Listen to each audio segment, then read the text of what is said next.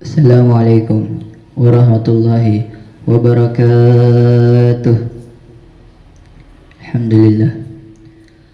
Alhamdulillahilladzi faddala al-ulama ala warasatil anbiya.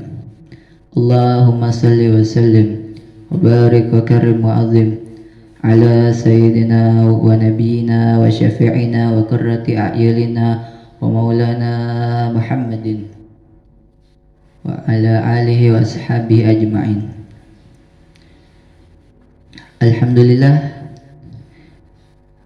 Alhamdulillah atas segala nikmat dan nikmat yang telah Allah curah limpahkan kepada kita, juga serta taufik dan hidayahnya, sehingga kita bisa berkumpul di tempat ini dalam keadaan sehat. Juga salawat serta salam senantiasa tercurah limpahkan kepada junjungan kita Nabi Agung Sayyidina Muhammad, Nabi yang begitu rahmat kepada umatnya, Nabi yang sangat mengasihi umatnya, Nabi yang rela berkorban kepada umatnya, Nabi yang telah menuntun kita dari zaman kegelapan, dari zaman kesesatan, dari zaman kebodohan menuju zaman yang terang benderang, yaitu jalan hidayah Allah, yaitu ad-dinul Islam. Tak lupa yang saya hormati guru saya yang telah memiliki cita-cita untuk menuntun muridnya dari kebodohan menuju dari ketidaktahuan menuju jalan kebaikan dari Allah Subhanahu wa taala, yaitu Al-Ustadz Ahmad dan Ustadz Budi. Semoga Allah memberikan beliau berdua nikmat yang sempurna di dunia hatta al-akhirah. Sebenarnya saya tidak layak untuk berada di tempat ini, karena tujuan saya datang ke sini semata-mata adalah untuk mencari ilmu, untuk menimba ilmu. Karena telah banyak orang di luar sana yang tidak mengerti tentang ilmu agama, karena telah banyak orang di luar sana yang mengesampingkan ilmu agama, karena telah banyak orang di luar sana yang mereka melupakan akhlak Rasulullah Sallallahu Alaihi Wasallam, padahal tidak ada akhlak yang lebih baik, tidak ada akhlak yang lebih sempurna daripada akhlak Nabi Muhammad Sallallahu Alaihi Wasallam. Sampai dikatakan dipuji dalam Al-Quran, wa innaka la'ala khuluqin azim. Sungguh engkau wahai Nabi Muhammad, engkau memiliki akhlak yang sangat mulia. Tidak ada orang yang lebih memiliki akhlak yang lebih mulia daripada Nabi Muhammad Sallallahu Alaihi Wasallam. Sampai dikatakan suatu ketika ada seorang sahabat yang mendatangi Ummul Mukminin Aisyah, lalu sahabat tersebut bertanya kepada Ummul Mukminin Aisyah tentang akhlak Nabi Muhammad sallallahu alaihi wasallam. Lalu Ummul Mukminin Aisyah menjawab, kana khuluquhul Quran. Sungguhnya akhlak Nabi Muhammad sallallahu alaihi wasallam adalah Al-Quran. Diriwayatkan hadis ini oleh Imam Muslim. Al-Imam Nawawi dalam mentafsirkan hadis ini, beliau berkata, yang dimaksud akhlak Nabi Muhammad SAW adalah Al-Quran adalah al-amalu bih. Beliau senantiasa beramal dengan apa yang menjadi kandungan isi Al-Quranul Karim. Ketika Al-Quran memerintahkan untuk salat, maka beliau salat. Al-Quran memerintahkan beliau untuk puasa, beliau puasa. Al-Quran memerintahkan beliau untuk menunaikan ibadah haji, maka beliau melakukan ibadah haji. Dan juga wal wuqufu inda hududihi, dan beliau benar-benar menegakkan hukum yang ada pada Al-Quran. Suatu ketika ada salah seorang sahabat yang ketahuan mencuri, maka Nabi Muhammad SAW beliau hendak melakukan hukuman terhadap sahabat tersebut, tetapi ada beberapa sahabat yang mereka tidak ingin Nabi Muhammad SAW melakukan hukuman terhadap sahabat tersebut.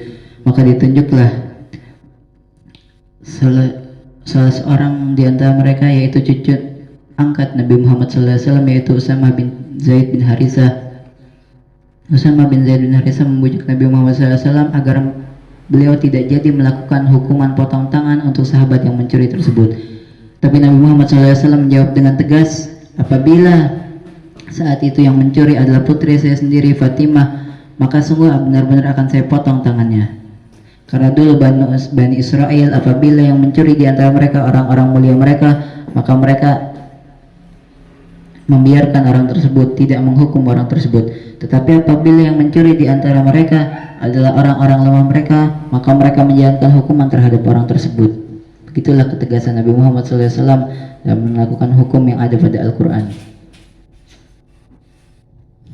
Juga berta'addabu bi'adabihi, beliau Nabi Muhammad SAW beradab menggunakan adab kepada Al-Quran. Adab Al-Quran adalah beliau berbuat baik kepada sesama, tetapi kepada non-muslim beliau tidak pernah melakukan hal mencampur adukan agama. Beliau tidak pernah melakukan ibadah bersama orang non-muslim, tapi beliau selalu berbuat santun kepada orang non-muslim, tidak pernah menyakiti mereka.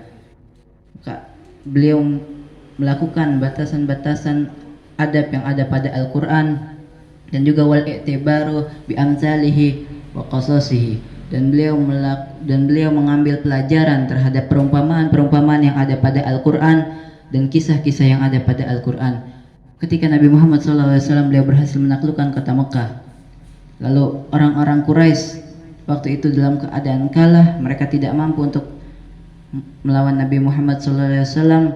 Lalu Nabi Muhammad SAW berkata kepada mereka, kira-kira apa yang pantas untuk saya lakukan kepada kalian?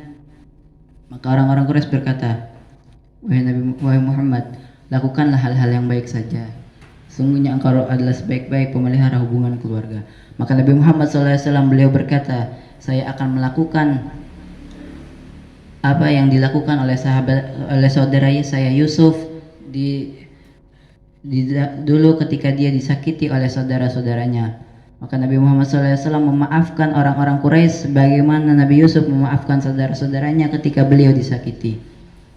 Begitulah ketika beliau mengambil pelajaran-pelajaran yang ada pada perumpamaan dan kisah-kisah di Al-Quran.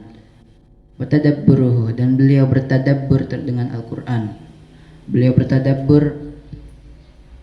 Suatu ketika beliau pernah ditemukan oleh Sayyidina Bilal bin Abi Rabbah, beliau menangis. Maka Sayyidina Bilal bin Abi Rabbah bingung, lalu Sayyidina Bilal berkata, wahai Nabi, kenapa engkau menangis? Padahal Allah sungguh telah benar-benar mengampuni dosamu yang telah lalu dan yang akan datang. Maka Nabi Muhammad SAW beliau berkata, bagaimana saya tidak menangis? Sungguh Allah telah menurunkan kepada saya ayat, inna fi khalqis samawati wal ardi la ayatin liulil albab, sesungguhnya di antara tanda-tanda di langit dan di bumi sesungguhnya di langit dan di bumi ada tanda-tanda bagi orang-orang yang memiliki akal. Maka celakalah orang yang selalu membacanya tetapi tidak pernah menghayati maknanya.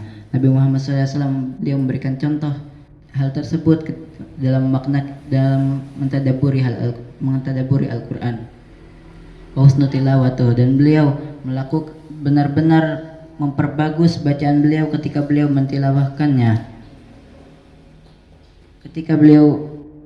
Suatu ketika beliau pernah berkata, zayyinul Qur'ana bi aswatikum, hiasilah Al-Quran dengan suara-suara kalian.